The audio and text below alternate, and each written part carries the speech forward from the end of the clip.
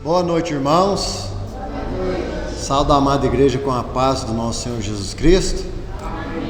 Irmãos, vamos dar início então ao nosso culto hoje, dia 12.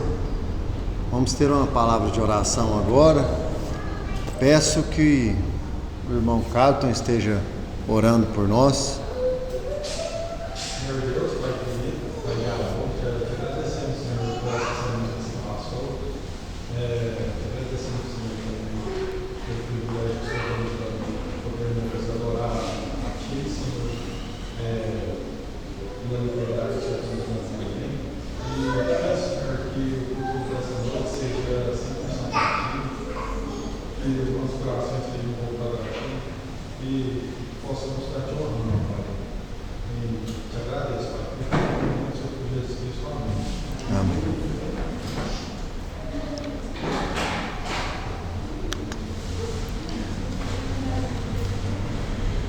Irmãos, vamos louvar ao Senhor com um hino, primeiro hino, Nome Precioso,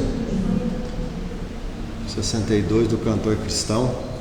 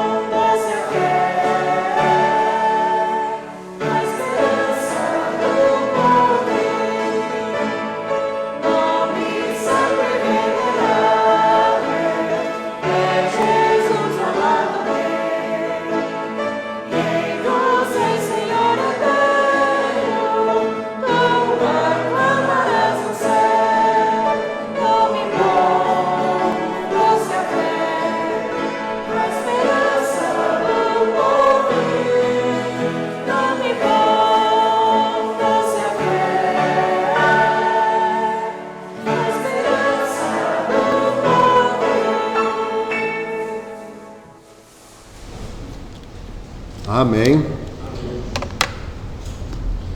Irmãos, ainda bem que nós temos esperança, né, em Cristo, né? Vocês já pararam para imaginar como é que era um japonês na Segunda Guerra?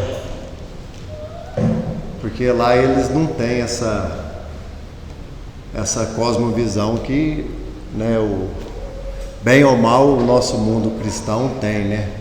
Essa esperança do porvir e da vida eterna em Cristo Jesus. Então, deve ser bem angustiante, né? Irmãos, vamos fazer nossa leitura bíblica. 1 Pedro, capítulo 1, a partir do versículo 1 ao 9.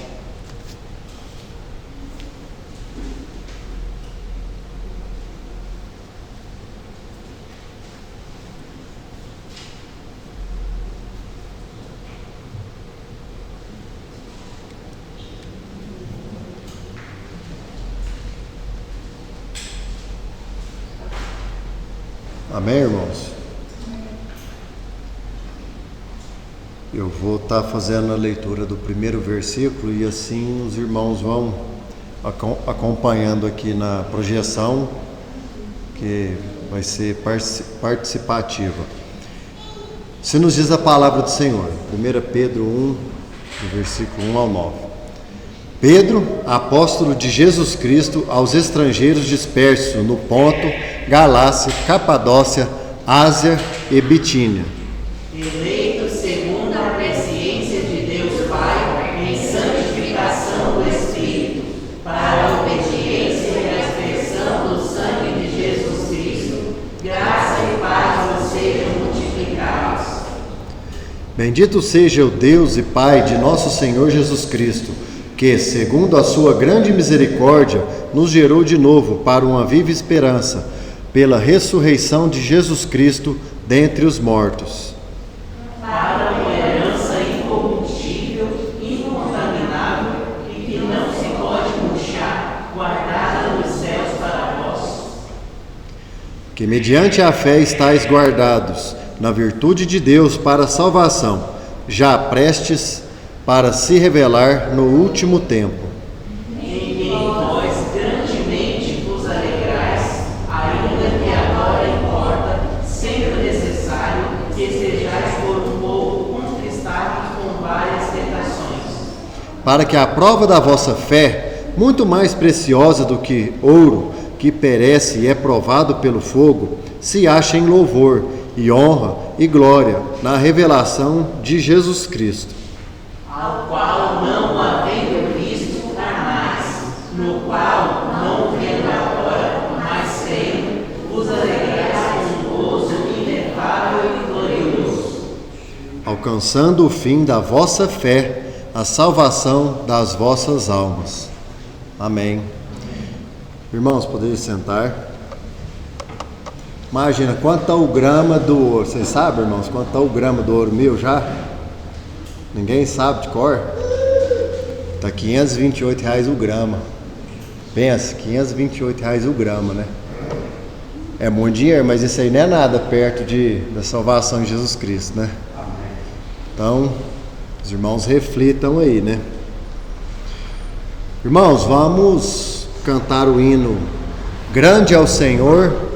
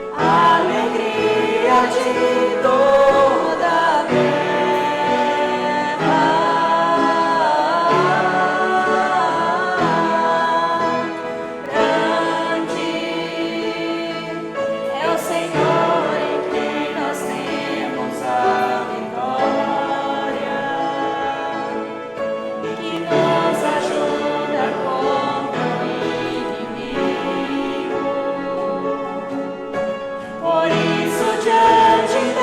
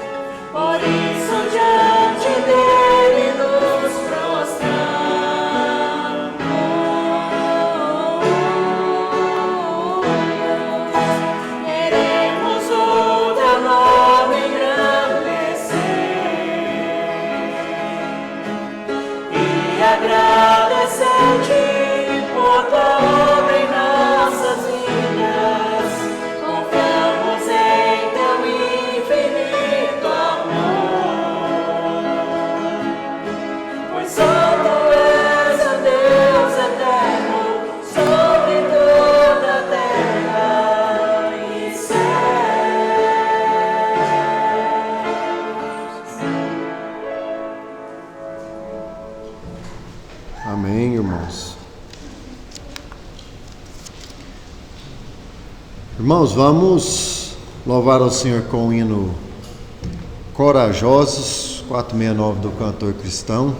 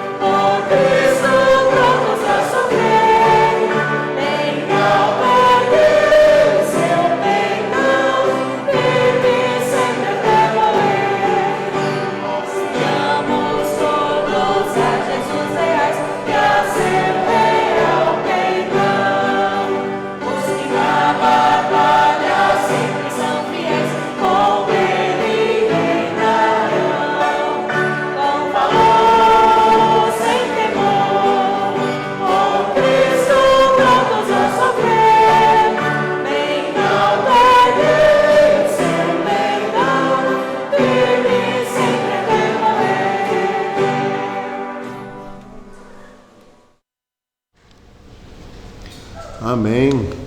Irmãos, sejam todos bem-vindos. Temos algum visitante. Os irmãos já vieram aqui, né? O pastor Altair está ali, rapaz. Esse aí já é bem antigão. Tô olhando ali, mas parece que eu conheço, mas tá quietinho, né? Amém. Pastor Altair. Ah, são? Ah, tá. Sejam bem-vindos, né? Irmãos, passa os avisos. Culto de oração quarta-feira às 19h30. Reunião de adolescentes no próximo sábado, né, 18/1 às 17h30, 5h30 da tarde. Jovens às 19h30, próximo sábado também. A Escola Bíblica Dominical às 9h da manhã. E o culto de adoração às 7h30 da noite. O vídeo agora, né? Tem um acampamento da Igreja Batista do Calvário. Será que congelou, hein?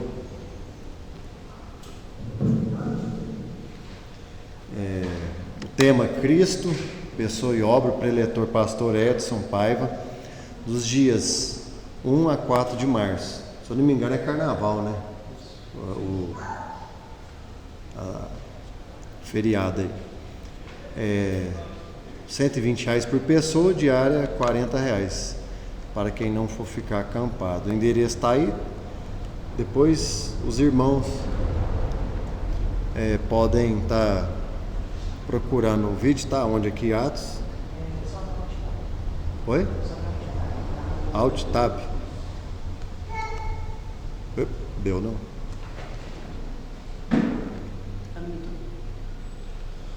Eita.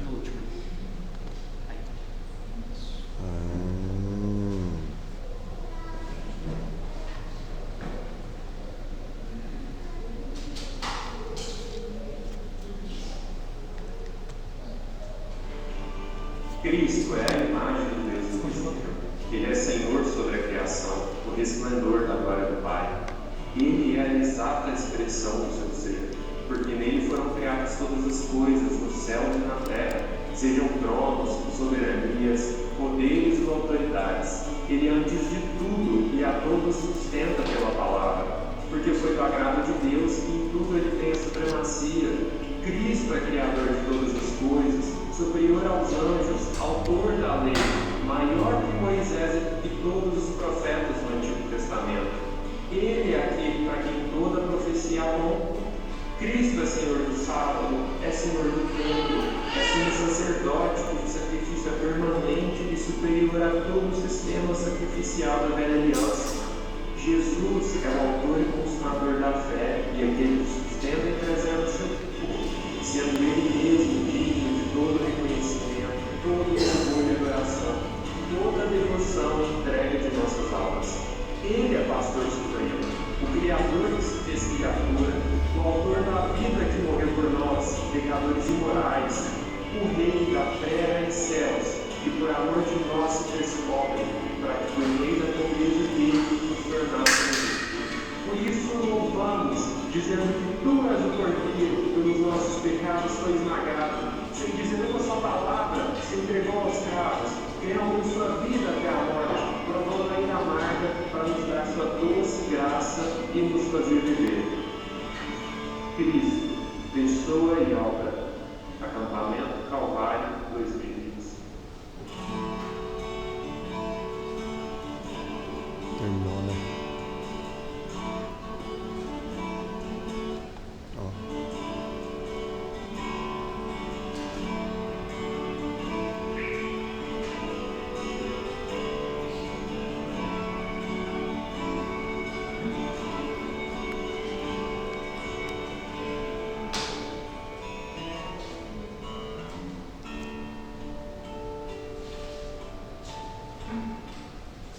Então tá aí o convite, esse videozinho aí é do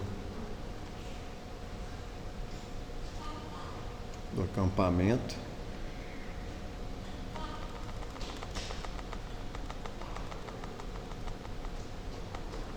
Eita.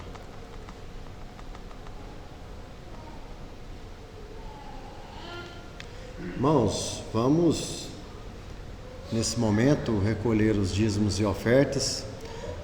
1 Crônicas, capítulo 29, versículo 9. E o povo se alegrou porque contribuíram voluntariamente, porque com coração perfeito voluntariamente deram ao Senhor. E também ao rei Davi se alegrou com grande alegria. Irmãos, enquanto estivermos louvando ao Senhor com o hino Saudade, então o QR Code lá no fundo, lá no mural de aviso, fazer Pix, e o gasofilaço de oferta missionária e os dízimos e ofertas.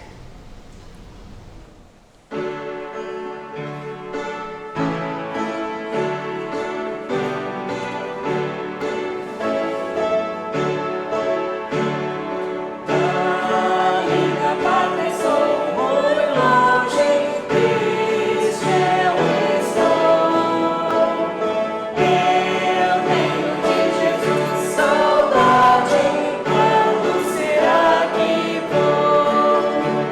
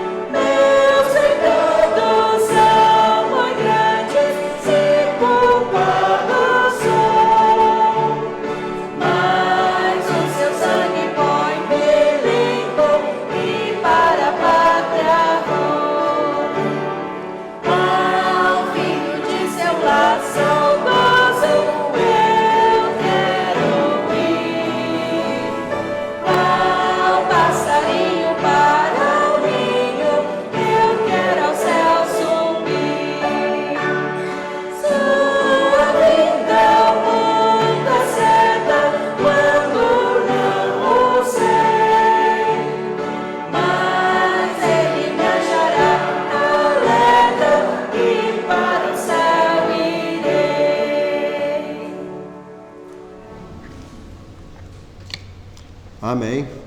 Pediu o pastor Altair que ore pelas ofertas e dízimos que foram levantados. Oremos, irmãos. Pai, nós estamos aqui diante da presença do Senhor para render nosso louvor e adoração a Ti, porque o nosso coração está posto no Senhor. O Senhor é nossa rocha, nosso escudo, nossa fortaleza, nosso sustento, e os dízimos e ofertas entregues aqui ao Pai é um reconhecimento com gratidão da bênção que o Senhor tem derramado na vida de cada um de nós. Quero pedir ao Senhor, conforme promessa do Senhor, o suprimento para cada um dos lares aqui representados.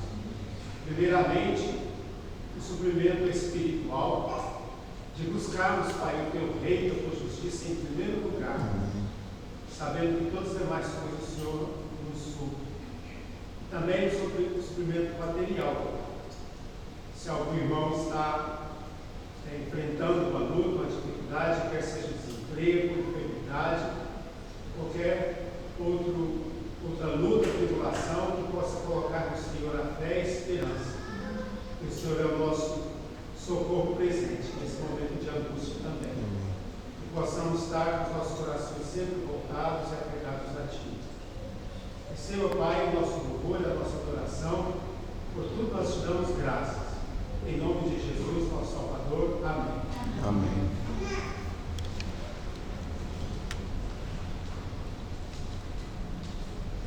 Irmãos, versículo do mês, Romanos 8, 31, 32. Vamos, toda a igreja, recitar ele. Vamos ler a referência e depois o versículo. Romanos 8, 31, 32. Que diremos, pois, a estas coisas? Se Deus é por nós, quem será contra nós? Aquele que nem mesmo o seu próprio Filho poupou, antes o entregou por todos nós, como nos não dará também com ele todas as coisas? Romanos 8, 31, 32. Amém. Algum irmão se candidata a falar ele de cor? Esse primeiro pedacinho aqui decora fácil, né?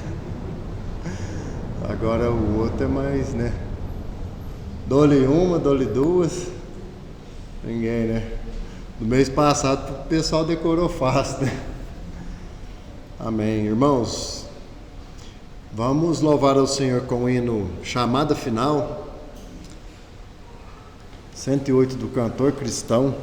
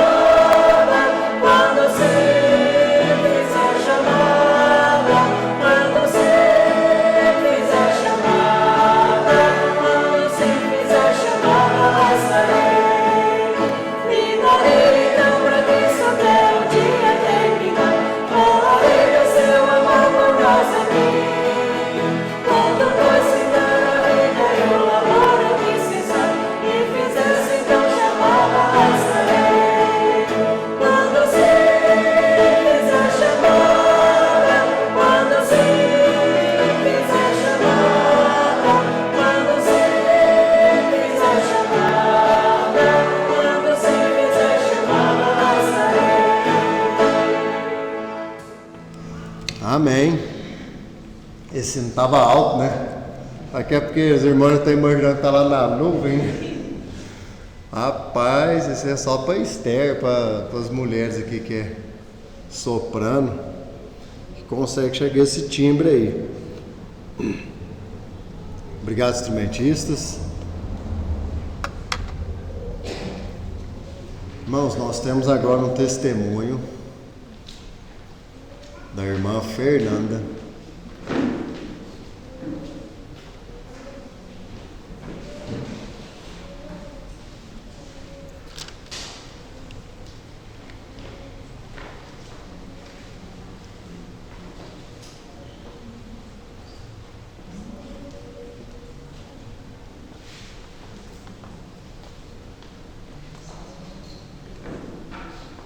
Boa noite, irmãos. O pastor Adson me chamou para estar contando meu testemunho de salvação. Então, eis-me aqui para a honra e glória de Deus. Irmãos, eu nasci num lar cristão e eu cresci ouvindo a palavra de Deus e o amor dele por nós. Então, eu participava das programações da igreja e ali a semente ela estava sendo plantada. Aqui é uma foto minha e da Susana Ruth, que é filha do pastor Bill e da dona Susana. Quando eu tinha mais ou menos 5 anos, numa férias de julho, eu fui para a fazenda com a minha avó. Nessa fazenda, eu fui picada a abelha e eu comecei a passar muito mal. Então, a minha avó logo me levou para a cidade. O meu atendimento ele demorou muito, porque no caminho a gente foi parado pela polícia, pela excesso de velocidade. E também no hospital que nós fomos, não havia tratamento para o meu quadro. Então eu tive um edema de glote e fiquei muito inchada.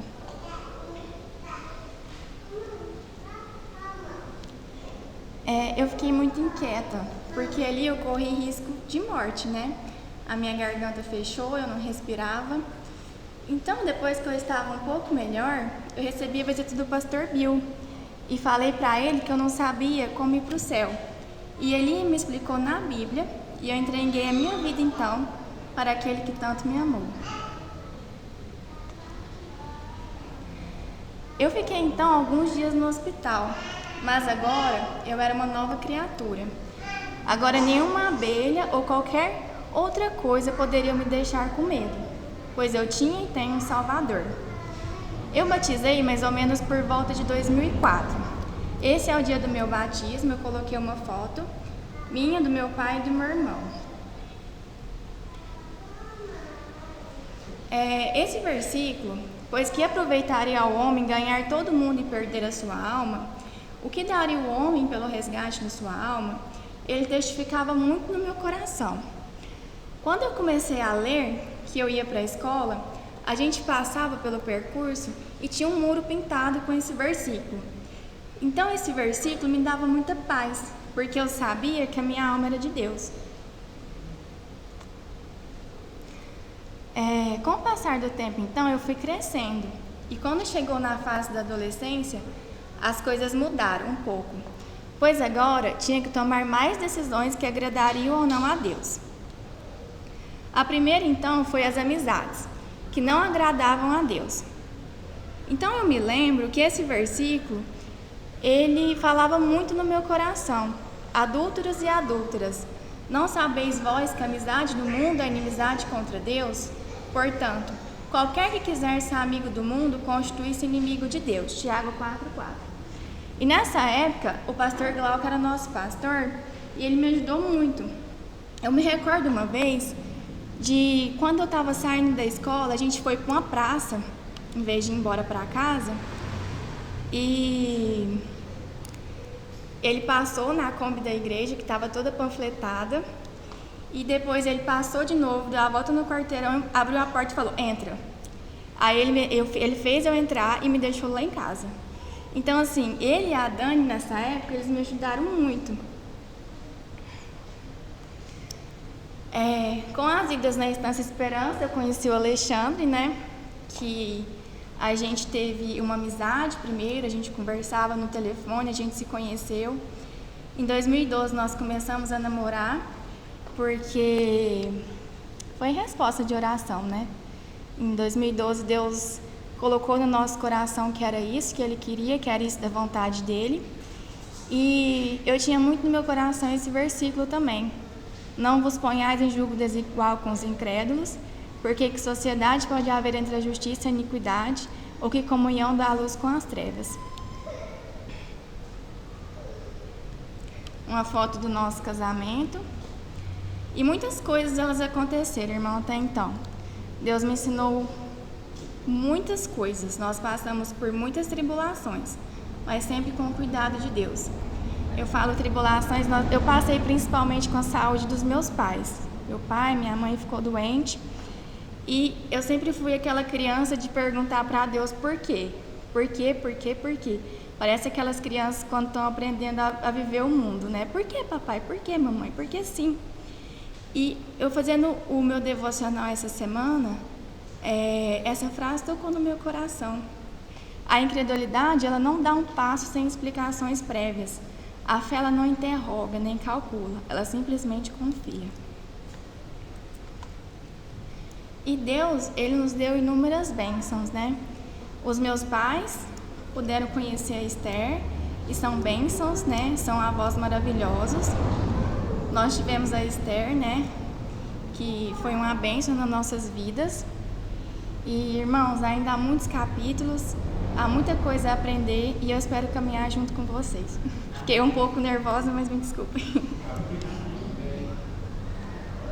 Pastor.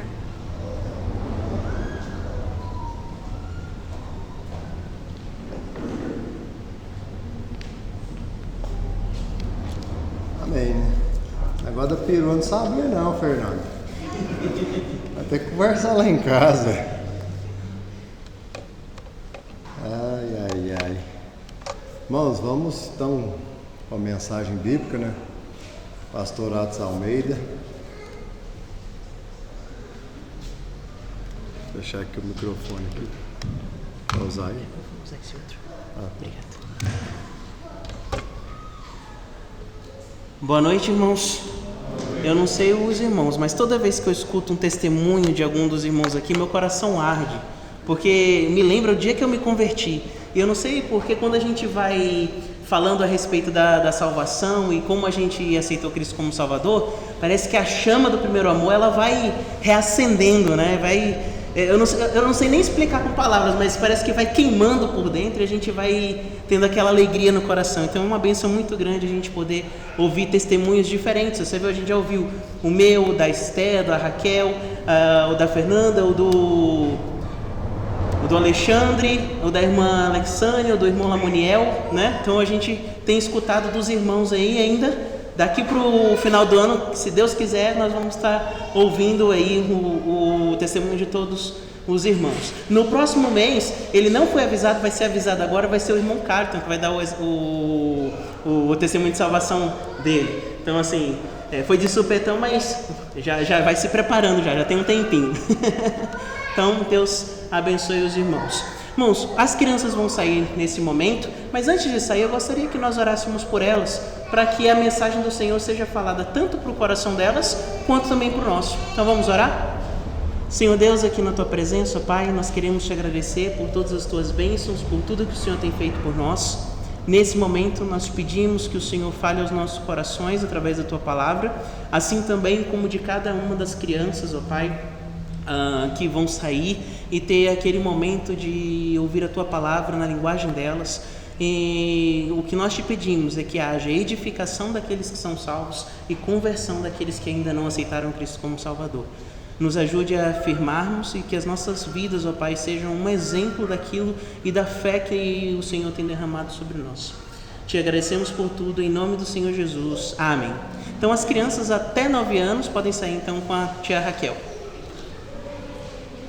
E enquanto as crianças vão saindo, irmãos, eu gostaria que os irmãos abrissem então as Bíblias lá em Êxodo, capítulo 3, versículos de 1 a 12.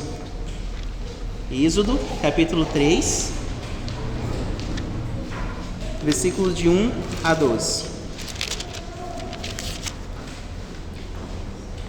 Eu estava estudando esse texto de Êxodo aqui essa semana, Porque o que acontece? Muitas vezes, quando nós estamos falando sobre a vida cristã, nós esquecemos do chamado que Deus nos dá. Às vezes a gente fala tanto de chamado somente para o ministério pastoral ou para o ministério missional, que a gente às vezes esquece que Deus deu uma missão para cada um de nós. E quando eu estava lendo aqui o texto de Êxodo, eu vi aqui o que Deus fala a respeito da vida com Ele, dessa intimidade com Ele, e o que poderia fazer efeito no nosso coração.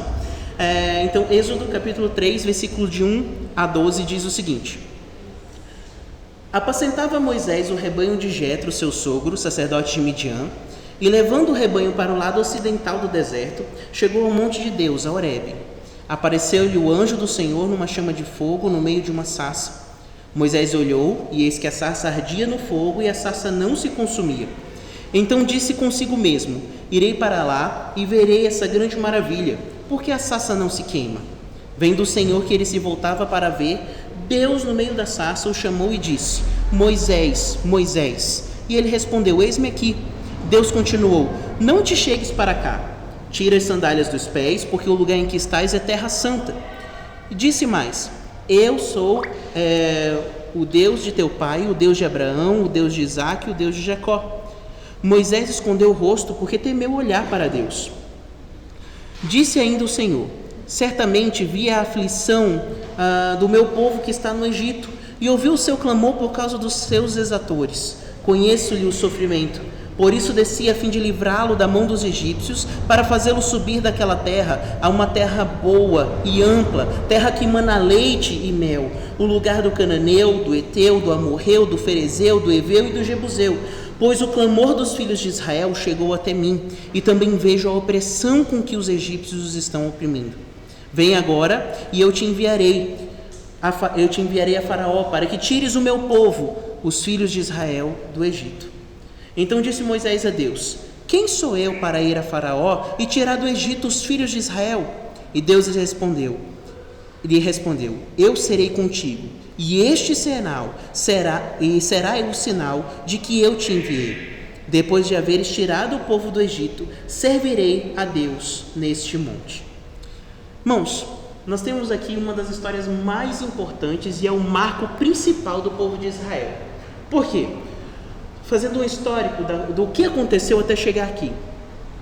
Quando Deus chamou Abraão para servi-lo, que tirou da sua terra, da sua parentela, Deus prometeu ao povo de Israel, ou a Abraão, dar toda a terra de Canaã para ele.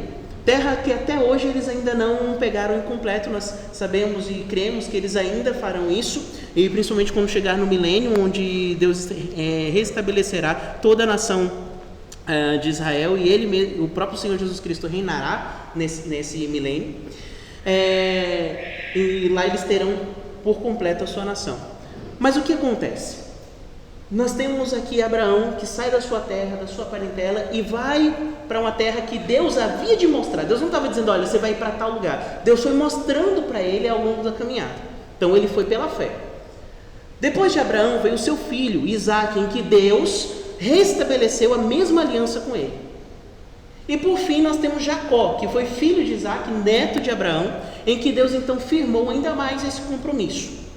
A partir de Jacó nós temos os seus filhos, os seus 12 filhos, que hoje nós sabemos que são cada um responsável por uma das tribos de Israel.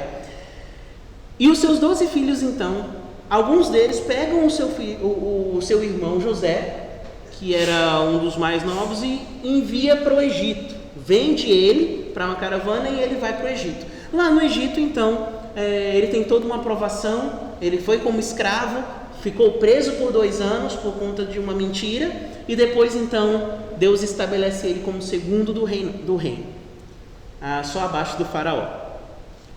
José, então, aproveita isso, traz a sua família, ele perdoa seus irmãos pelo que fizeram, vê que Deus transformou o mal em bem e puxa a sua família toda para o Egito.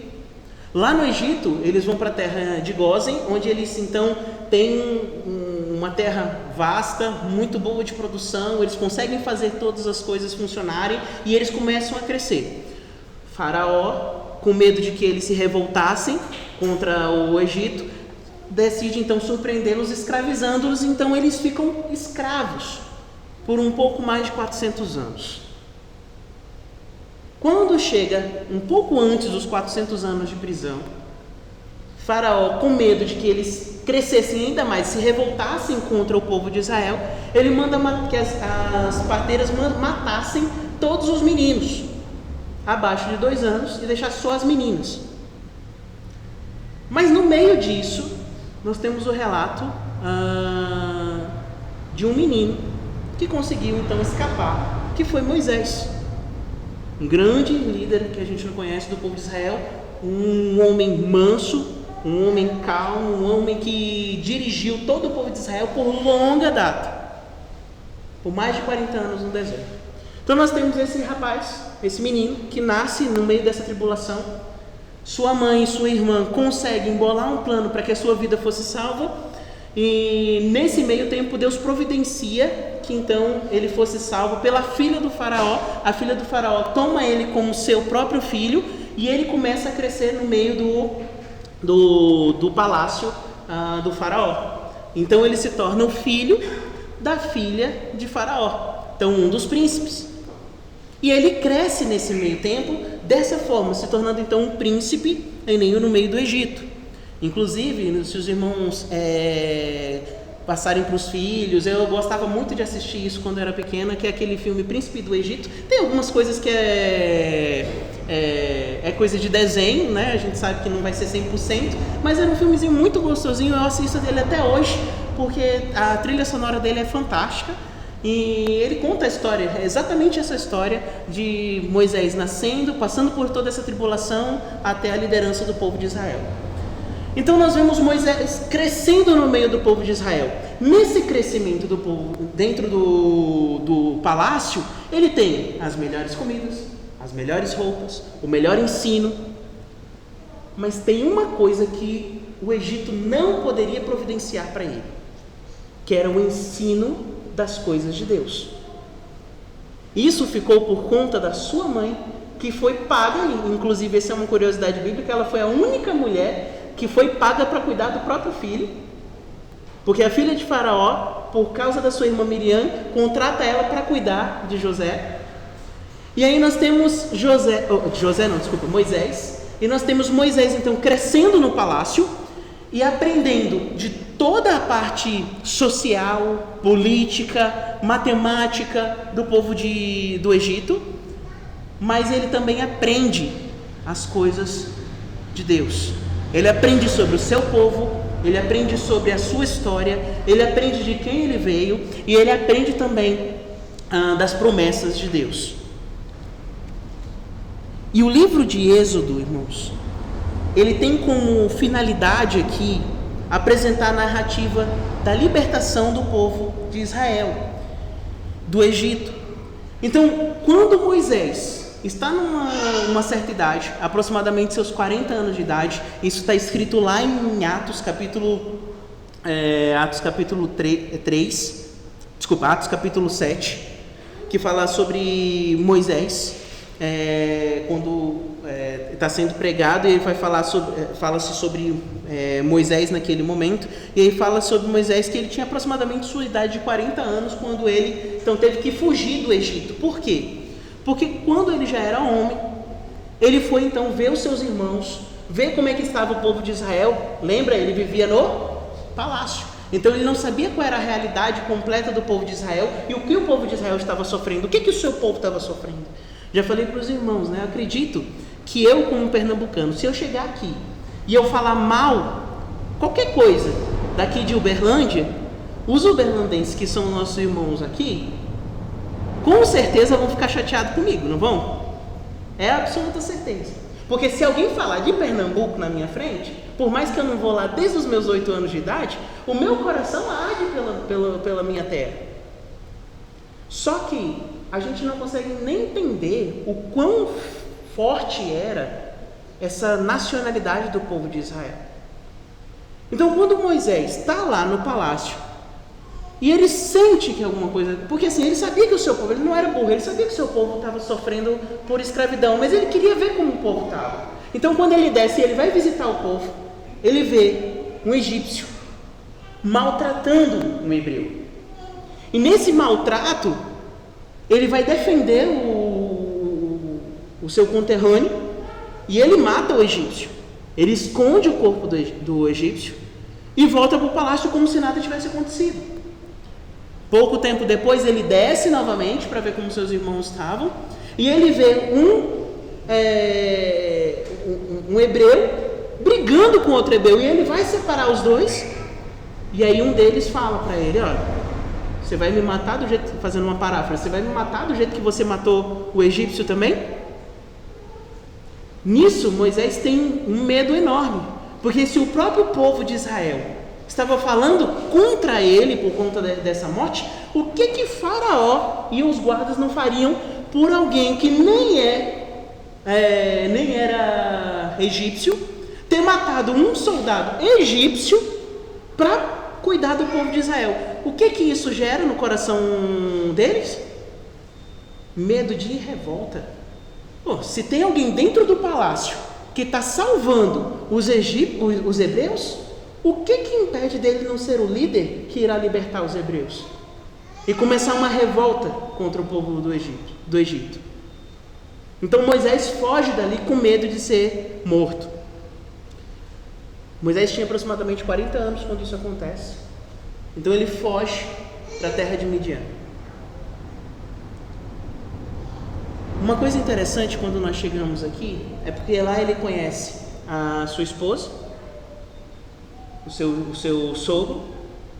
Ele começa então a pastorear, fica ali longos anos, fica mais 40 anos na verdade, né, dizendo assim. E nesse momento ele vê ao longe, enquanto pastoreava, aquela sarça ardendo. Mas ela ardia, ela pegava fogo, mas ela não se consumia. Então, irmãos, nós temos duas situações na vida de Moisés aqui. A primeira situação é Moisés aprendendo que ele era tudo. Ele era o filho da filha de Faraó. Ele era, e a gente vai ver no Novo Testamento, que ele sabia que ele seria aquele que lideraria o povo. Ele aprendeu a melhor linguagem, a melhor escola possível. Ele era filho da filha de Faraó. Ele comeu das coisas boas. Quem perguntasse alguma coisa para ele, com certeza ele tinha uma capacidade de responder rapidamente. Então nós vemos um homem que foi crescendo e aprendeu que ele era tudo.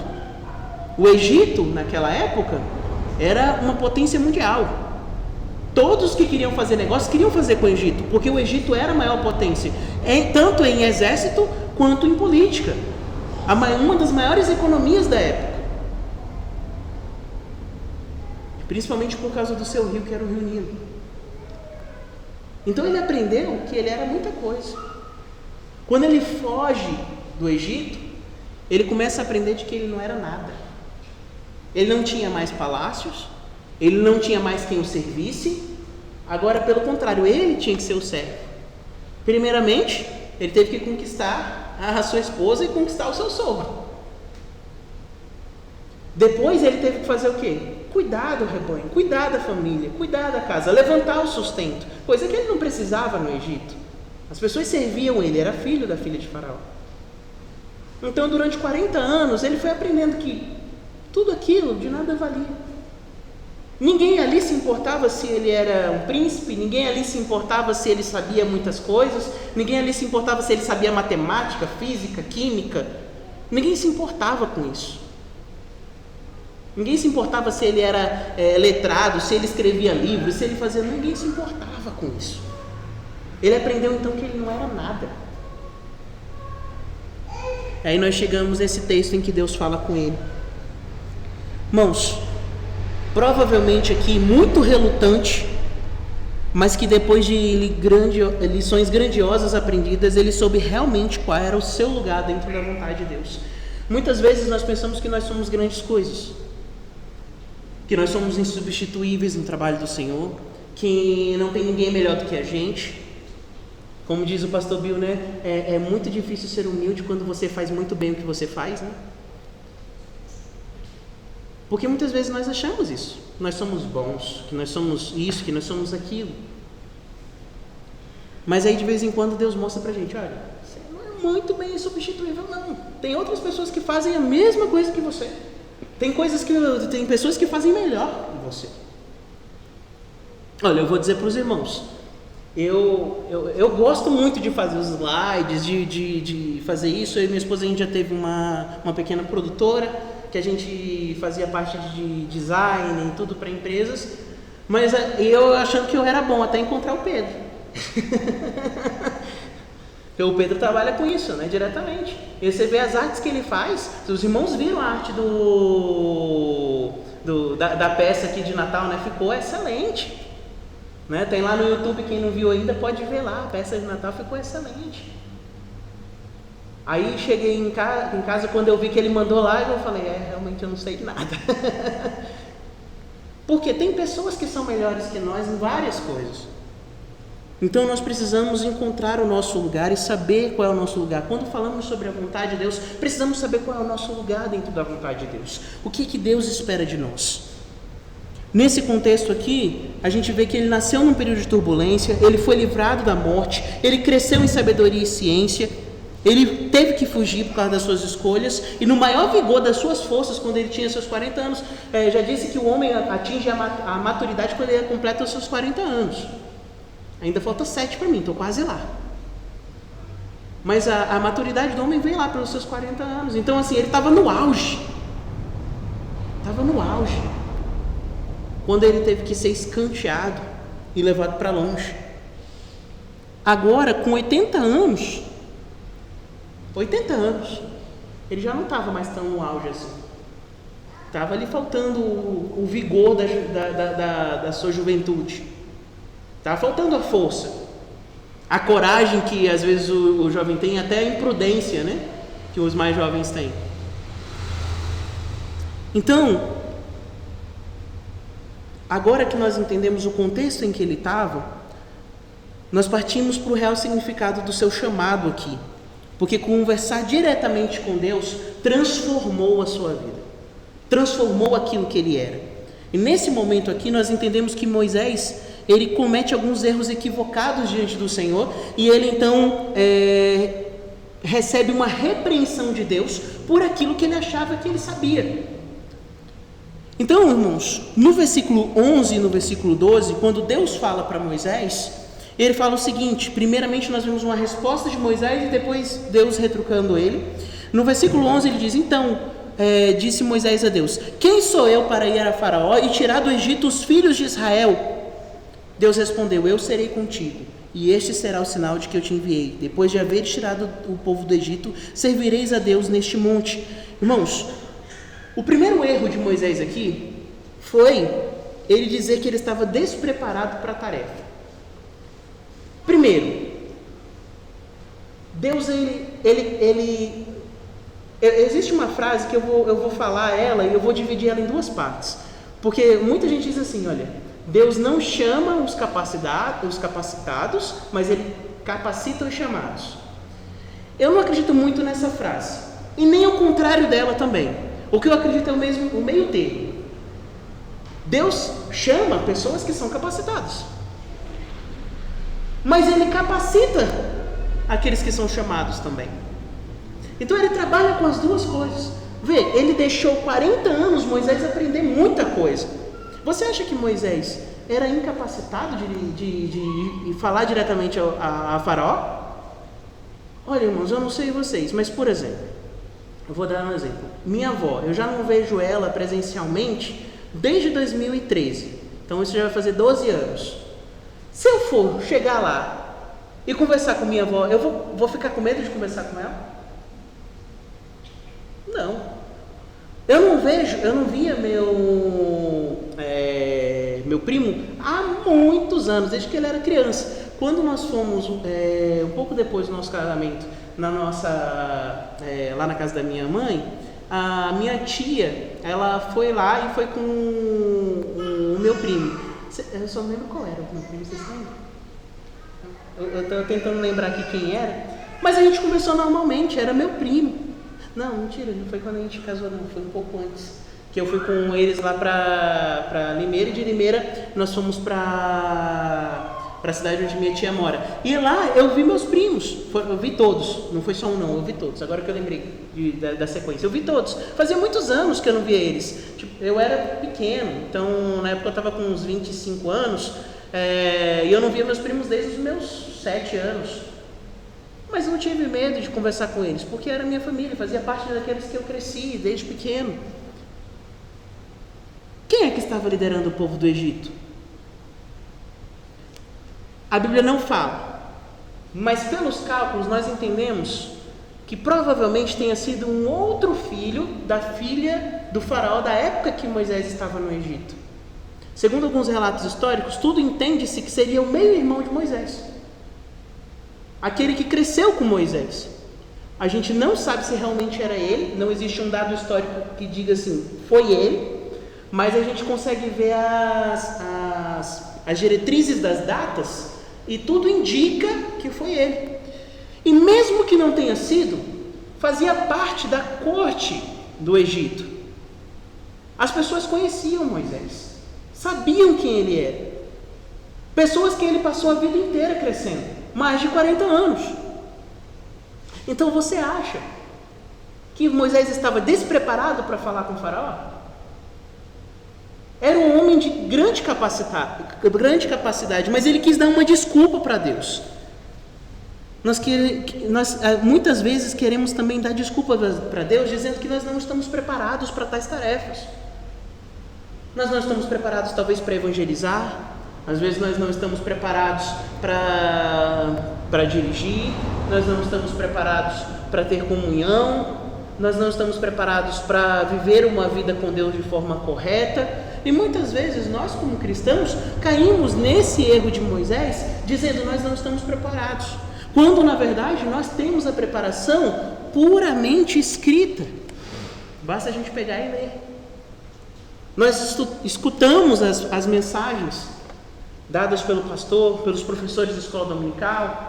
Nós podemos parar no nosso devocional, entender o que Deus quer de nós, mas muitas vezes nós não fazemos isso e damos a desculpa para Deus que nós não estamos preparados, enquanto Deus está constantemente nos capacitando e nos chamando para a sua obra. Como que um homem desse estaria despreparado?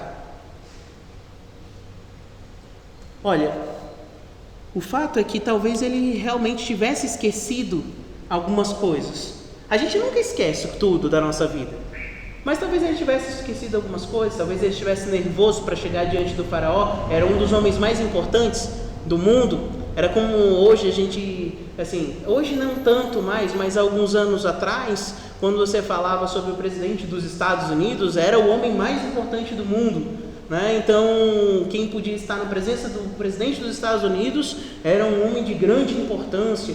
Então, qualquer um teria medo de chegar na frente dele. Seria mais ou menos isso. Só que aqui não era só uma conversa, né? Ele ia falar o que pro faraó? Olha, eu quero simplesmente levar toda a mão de obra que você tem de graça e eu vou levar eles para longe para nunca mais voltar. Estou libertando o povo de Israel. Não seria uma conversa fácil.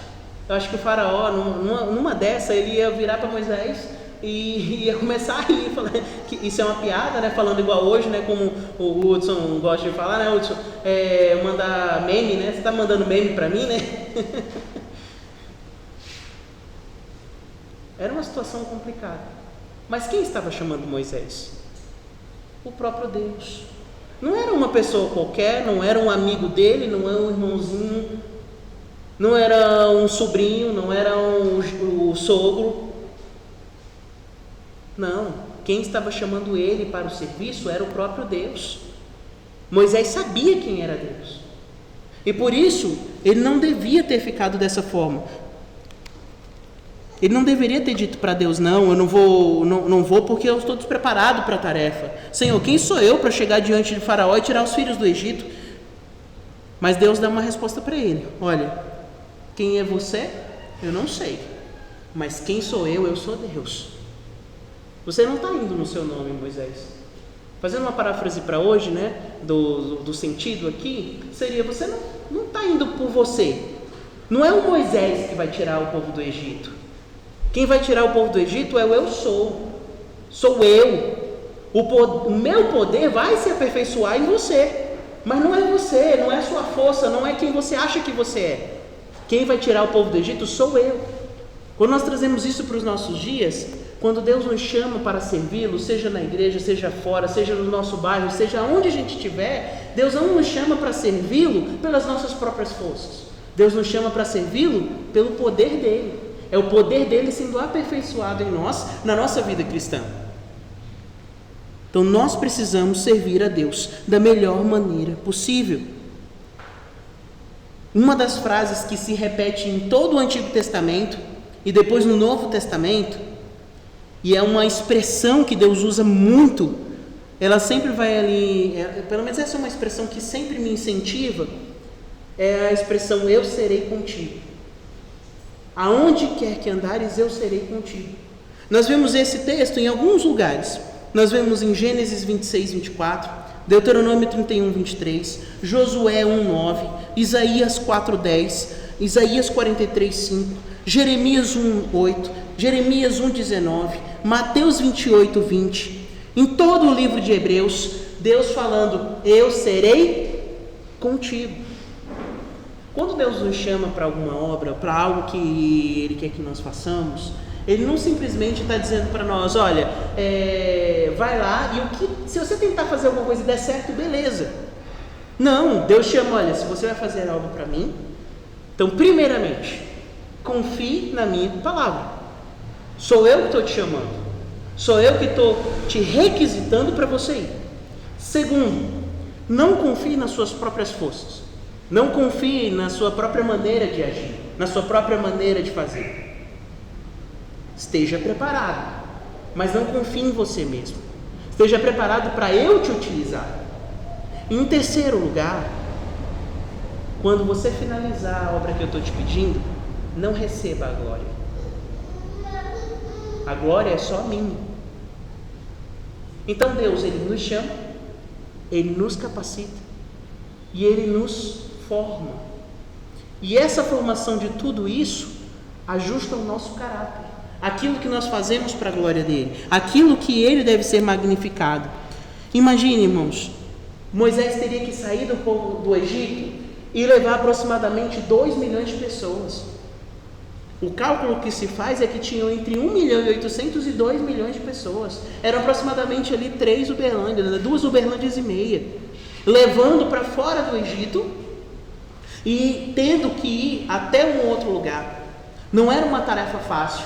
Acho que, na verdade, nenhum ser humano conseguiria fazer com que isso funcionasse, a não ser que tivesse uma boa liderança. Lembra? O povo de Israel não era uma nação formada. Eles não tinham leis civis, eles não tinham leis morais, eles não tinham leis religiosas, eles não tinham um lugar. E eles não tinham uma liderança até aquele momento, eles só sabiam ser escravos. Toda aquela geração que estava ali do povo de Israel, ninguém sabia o que era ter liberdade.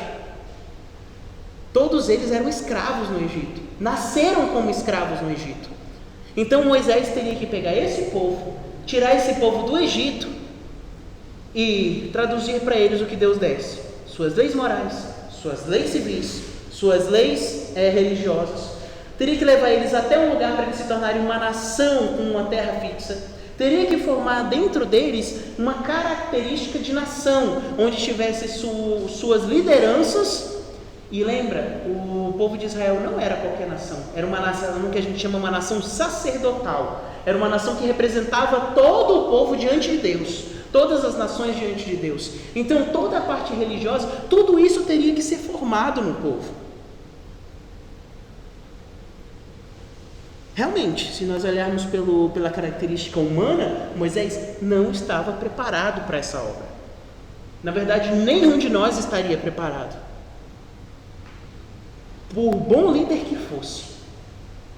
Olha, em toda a minha trajetória eu já conheci bons líderes. Líderes excelentes, que guiavam um povo grande.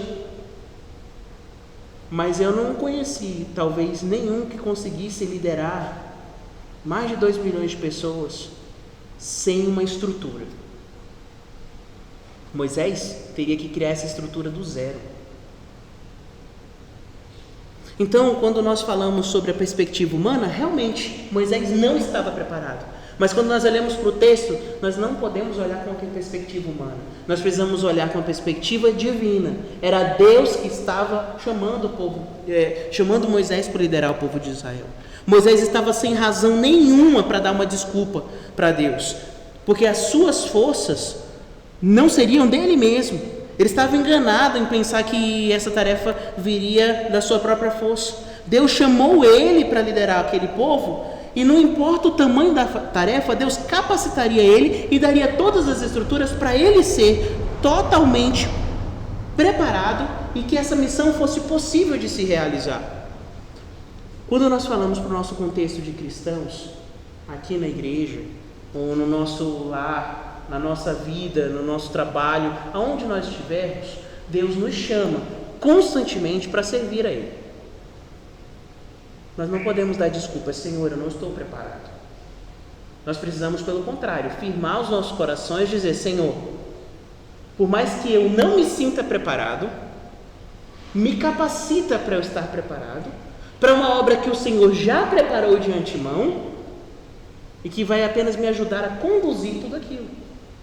A nossa vida precisa ser constantemente desse jeito, é servir a Deus dessa maneira. Então, em primeiro lugar, essa resposta de Moisés, que ele estava despreparado para a tarefa, é puramente balela. Segundo lugar, está no versículo 13 e no versículo 14, olha o que ele diz. Disse Moisés a Deus, eis que quando eu vier aos filhos de Israel e lhes disser, o Deus de vossos pais me enviou a vós outros, e eles me perguntarem qual é o seu nome, que lhes direi? Olha, o segundo erro de Moisés aqui foi não saber a identidade de Deus. Olha, Moisés não era um cara burro e nem era um cara ignorante. Ele era um homem, olha, lembrando que Moisés não era um adolescente. Às vezes a gente fala com Moisés como se ele fosse um jovenzinho, né, de 18, 19, 20 anos. Moisés já era um homem formado, ele tinha 80 anos. Ele não era alguém que não conhecia a vida. Pelo contrário, já era, você vê, na nossa vida atual aqui, graças a Deus a qualidade de vida do nosso país aumentou um pouco, né? Assim, do mundo inteiro. Então hoje como é que é o nome, 2010? A expectativa de vida está em torno de 78 a 84 anos, né? Está essa média aí. Irmãos, com 80 anos, a pessoa já está experiente, muito experiente da vida. Concorda comigo? Né? Eu não sei, acho que aqui na igreja nós não temos ninguém de 80 anos. Na verdade, nós não temos ninguém de 80 anos. Eu não sei se aquela irmãzinha que ficava aqui na igreja, que hoje ela está lá no lar, ela tinha 80? Irmã Rosa? 90? Então, se a gente for falar sobre experiência de vida, ela seria a que tinha mais experiência de vida, com 90 anos. Ou seja, Moisés tinha só 10 anos de diferença dela. Você parou para pensar? E ele tinha a experiência da vida rural e ele tinha a experiência da vida urbana. Moisés, ele teve todas as coisas dele preparadas. Então ele não era um homem ignorante, era um homem conhecedor. E ele aprendia constantemente sobre Deus, da sua mãe e do seu povo. A minha pergunta é, quando nós chegamos aqui no texto, com ele com 80 anos, ele fala para Deus, Deus, quem eu direi a eles que é o Senhor? O que ele está dizendo para Deus? Eu não te conheço. Eu não te conheço. Quem é o Senhor para eu dizer para o povo quem é o Senhor? Ele não sabia qual era a identidade de Deus. E um dos grandes erros dos homens cristãos, e não só dos homens e mulheres cristãos, é não conhecer a identidade de Deus, é não saber quem Deus é. Olha, eu vou dizer para você, é triste quando nós vemos no contexto geral de cristãos, quando nós pedimos para os cristãos escreverem sobre o que acreditam. Olha, é uma vergonha, as pessoas não sabem o que acreditam. Olha, vou dizer para os irmãos, já foi feita uma pesquisa há alguns anos atrás, que 68% dos cristãos dentro da igreja nunca leram a Bíblia inteira nenhuma vez. 68% é uma taxa absurdamente alta. Deixa eu falar uma coisa para os irmãos. Se eu perguntar para qualquer irmão aqui, se você for no médico, vamos dizer um dentista, você foi num dentista, a gente geralmente não pergunta, mas se você perguntar para um dentista, doutor, quantos livros o senhor já leu? E ele disser para vocês, não, nenhum, só li algumas partes. Você ia confiar dele, abrir sua boca e ver o que tem dentro da sua boca, se está tudo certo? Se você fosse, vamos intensificar, né? Falar para a Débora e o Davi que estão indo nessa região, né? Vocês têm que ler muito, não tem, Débora? É pouco que você lê? São muitos livros, não é? E cada livro mais grosso que o outro, que eu já vi, né? Então, tem que conhecer. Se você for um cardiologista e você perguntar para ele, olha, quantas vezes você já fez essa cirurgia que você vai ter que fazer no meu coração? E ele disser para você, não, nunca vi, eu nunca fiz a cirurgia, mas eu já vi vários vídeos no YouTube. Você faria essa cirurgia com ele? Será que vai dar certo? Não, confia, né? Vai dar certo. Porque quando nós falamos sobre a vida cristã, nós queremos muitas vezes falar para os cristãos, olha, você precisa aceitar Cristo como Salvador, você precisa ser realmente um cristão. Já imaginou se ele perguntasse para você, quantas vezes você já leu a Bíblia toda na sua vida? O que nós responderíamos? Quantas vezes você... Tá bom, então me descreva a Deus em todos os livros da Bíblia. Não, faça isso, Atos. Olha, o Atos tem 27 anos de cristão. 27 anos de cristão. Então, Atos, não é possível que em 27 anos você não consiga me descrever Deus em toda a Bíblia. Me descreve Deus em Gênesis, me descreve Deus em Êxodo e assim por diante. Aí espera um pouquinho, deixa eu pesquisar no chat GPT. Nós como cristãos não podemos fazer isso, irmãos. Nós precisamos conhecer o Deus que nós servimos, precisamos conhecer a nossa fé, precisamos saber em que acreditamos. Pedro fala sobre isso. Quando alguém perguntar a razão da vossa fé, vocês precisam estar o quê? Preparados. Pedro não estava escrevendo ali para qualquer pessoa, ele não estava escrevendo assim para os líderes da igreja, ele não estava escrevendo só para os diáconos, ou só para o pastor, ou só para o missionário, ele estava escrevendo o quê? Para todos os homens, para todas as mulheres, para todas as crianças. Uma coisa que eu acho impressionante no povo de Israel, e isso eles mantêm até hoje, é que o menino, quando ele completa 12 anos de idade, qual de vocês tem 12? 12, né? O Sandro tem 12, o João Lucas e a Beatriz, desculpa Beatriz, esqueci. É o nervosismo que está aqui na frente. Temos os 3 com 12 anos. Sabia que no povo de Israel, quando eles completam essa idade, eles precisam ter decorado toda a lei? Sabe o que é a lei? São os 5 primeiros livros da Bíblia: Gênesis, Êxodo, Levítico, Números e Deuteronômio. Isso deles é chamado de a Torá. Eles precisam ter decorado. Não é assim, eu sei que talvez lá em Gênesis capítulo 1 fala que no princípio Deus criou a terra. Não. O que diz em Gênesis 1? No princípio criou Deus os céus e a terra era severa. E sai, o capítulo inteiro. Eles sabem decorado. Mas eu não vou perguntar porque não quero que ninguém faça vergonha, inclusive eu não quero passar vergonha. Porque se me perguntar para eu falar pelo menos um capítulo de Gênesis a Deuteronômio, um só, eu não sei falar ele decorado, completo. Mas para nós é tristeza isso. Porque nós não podemos conhecer a Deus sem conhecer a sua palavra. Não podemos conhecer a Deus sem conhecer a sua palavra. Nós muitas vezes dizemos que conhecemos a Deus, mas a sua palavra não está em nós. E como diz 1 João, fazemos de Deus mentiroso. Então não saber a identidade de Deus é buscar uma falsa espiritualidade dentro da igreja.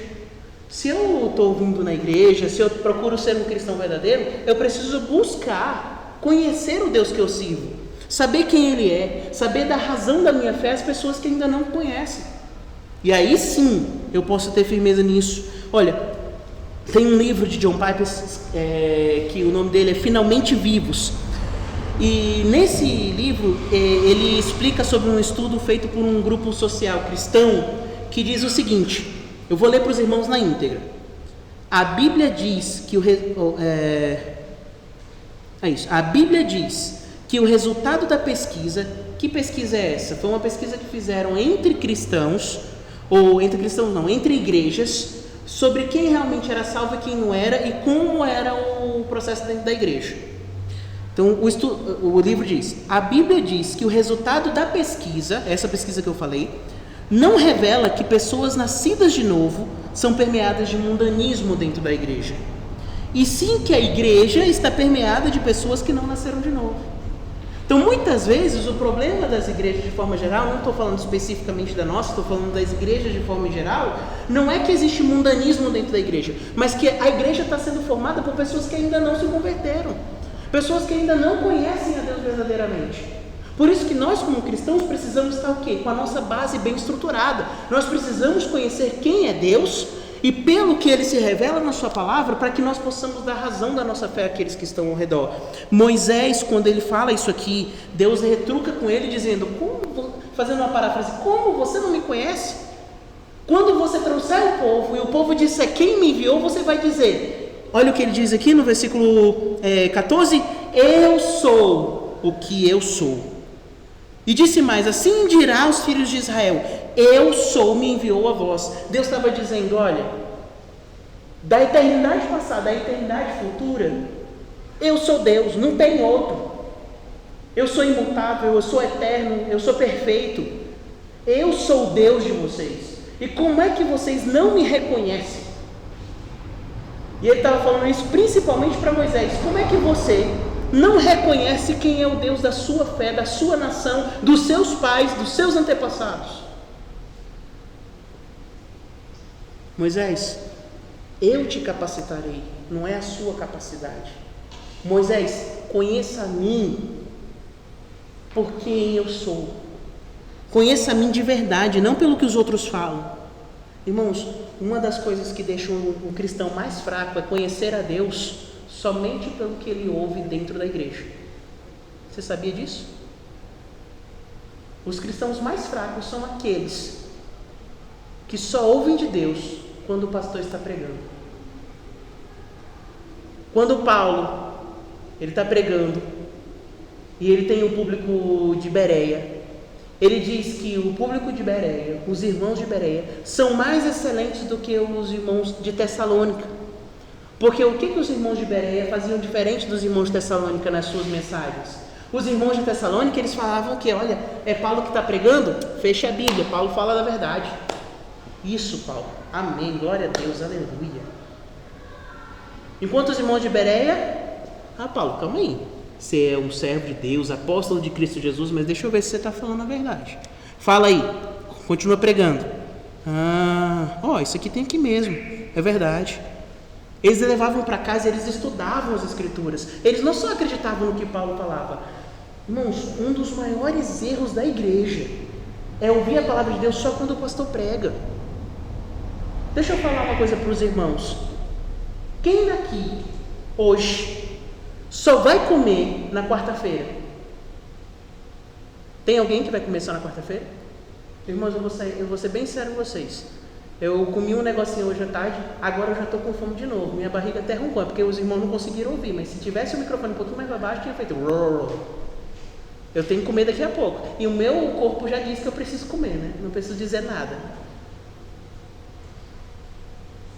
Imagine da palavra de Deus, gente.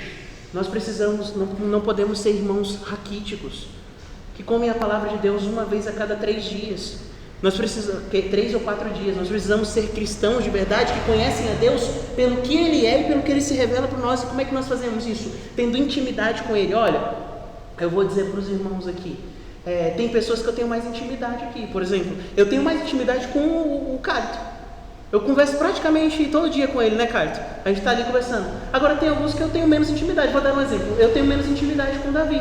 Né, Davi? De vez em quando a gente conversa, alguma coisa assim, mas eu demoro mais para conversar com o Davi do que eu converso com o Carito. Quem eu conheço mais?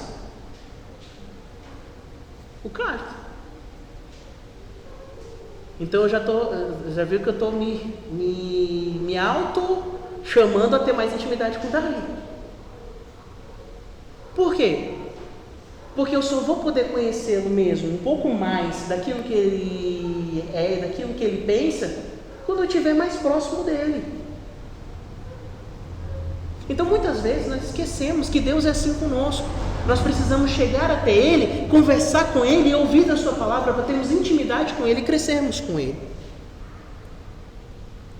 E por último, irmãos, está aqui no capítulo 4, na verdade. Porque aqui do versículo 15 até o versículo 22, Deus dá instruções para Moisés quando Moisés chegar e eles saírem do Egito. No versículo 4, no capítulo 4, versículo de 1 a 5, só para nós finalizarmos, Moisés ele fica preocupado com uma coisa. Olha, lê comigo aí. Êxodo 4, de 1 a 5.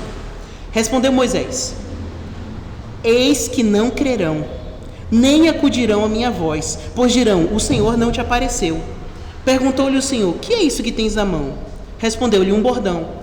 Então ele disse: lança-o na terra. Ele lançou na terra e o bordão virou uma serpente e Moisés fugiu dela.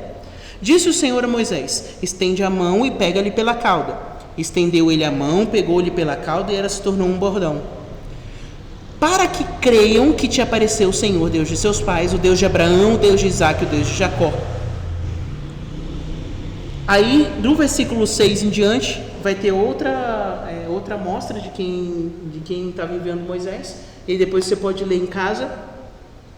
Mas qual foi a percepção de Moisés aqui? Senhor, olha, tudo isso que o Senhor disse para mim até agora estava legal. Então, tudo bem, eu não estava capacitado, mas o Senhor disse que vai me capacitar. Eu estava ali com esse problema da identidade, né? Que assim, eu não conhecia bem o Senhor, mas agora eu vou conhecer o Senhor um pouco melhor. Mas Deus, olha, eles não vão me ouvir. Moisés voltou para o mesmo erro. De quem era o trabalho? Era dele? Não, o trabalho era do Senhor. Senhor, mas não vão ouvir minha voz. Mas não é a sua voz que eles têm que ouvir. Deus provavelmente estava dizendo para ele assim, fazendo uma paráfrase novamente: não é a sua voz, Moisés, que as pessoas têm que ouvir, é a minha voz através de você.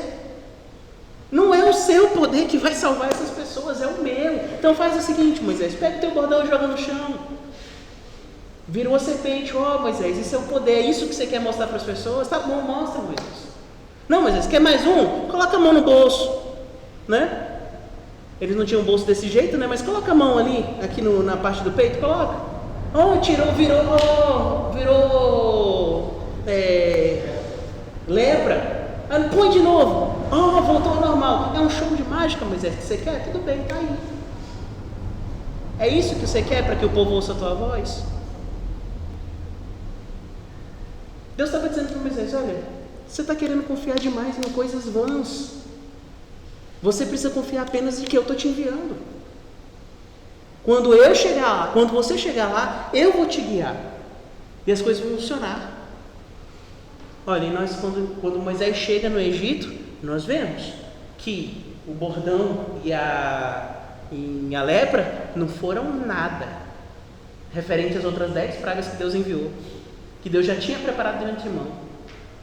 O povo escutou a voz de Moisés quando ele jogou o bordão? O povo escutou a voz de Moisés quando quando a mão virou lepra?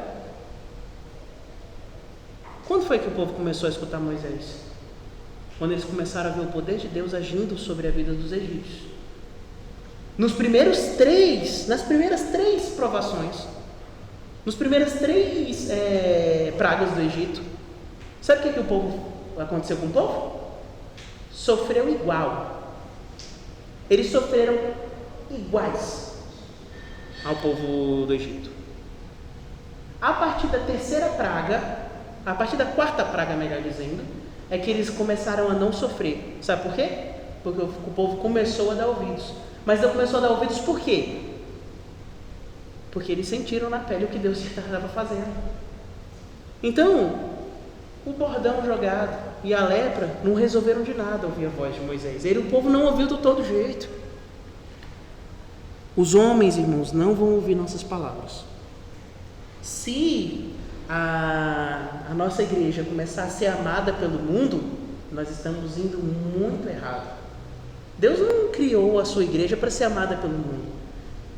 Pelo contrário, olha, o próprio Senhor Jesus Cristo diz, olha, se eles não me ouviram, eles não vão ouvir vocês. Se eles me odiaram, eles vão odiar vocês. Se eles me perseguiram, eles vão perseguir vocês. Olha, é muito bonito quando a gente ouve, né? Nossa, a igreja de vocês é boa de se estar. É gostoso a gente ouvir isso. Mas sabe o que a gente deveria estar ouvindo? A igreja de vocês só fala sobre mudança de vida. A igreja de vocês só fala sobre a morte e a ressurreição de Cristo. A igreja de vocês só fala sobre salvação. A igreja de vocês só fala sobre vida com Deus. Não, vamos falar alguma coisa melhor, uma coisa do dia a dia, né? Vamos tomar um cafezinho, né? Para falar sobre como Deus vai prosperar a sua vida. Ele não quer ouvir sobre pecado, ter que mudar a minha vida, sobre pecado que está fazendo morada no nosso coração e a gente precisa tirar. Não, Jesus ama a todos. Deus é um Deus de amor. Nós não precisamos pregar sobre essas coisas, não precisamos falar sobre isso. Nós precisamos o quê? Não, olha, Deus vai prosperar a tua vida, meu irmão. A sua fé vai te curar. Nós falamos isso, mas de acordo com o que a Bíblia. E o que é que a Bíblia diz? Que faça-se segundo a vontade de Deus. Não é a nossa vontade. Então, nós não podemos ser amados pelo mundo, precisamos ser odiados pelo mundo, porque o mundo não vai ouvir nossas palavras. Sabe quando o mundo vai começar a ouvir as palavras? Quando a voz de Deus passar por nós. Quando não for mais a palavra do Atos, mas for a palavra de Deus sendo transformada, chegando no coração das pessoas. Não é quando vier a palavra do pastor Jamil, é quando vier a palavra de Deus através do pastor Jamil. Não é quando vier através dos irmãos. Não é o Carlton que vai fazer a diferença no trabalho dele, não é o Alexandre, não é o irmão Lamoniel. É quem? É Deus fazendo neles. E as suas vidas mostrando isso. Irmãos, ao servir ao Senhor, nós não podemos esquecer que Ele está no controle de todas as coisas. Adorá-lo e servi-lo requer de nós corações puros, corações quebrantados, corações contritos. Por motivo da soberania de Deus, nós precisamos lembrar que devemos reconhecer que Ele nos vocaciona e Ele nos capacita. Precisamos reconhecer o Deus que nós servimos. E nós não podemos procurar a glória dos homens, pois eles não nos ouvirão. Então, irmãos, uma coisa que nós precisamos fazer, Paulo fala lá em 2 Coríntios, capítulo 12, versículo 9, que é justamente o que Moisés teve que aprender na prática. A minha graça te basta, porque o meu poder se aperfeiçoa na fraqueza.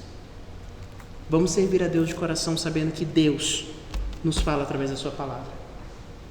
E Ele nos modifica através dela. Oremos. Pai, aqui na Tua presença nós queremos Te agradecer por todas as Tuas bênçãos. Te pedimos que o Senhor continue nos abençoando e nos guardando, e que nós possamos colocar no nosso coração que a Tua graça nos basta. Em nome do Senhor Jesus. Amém. Então, convido o irmão Alexandre, então, para finalizar.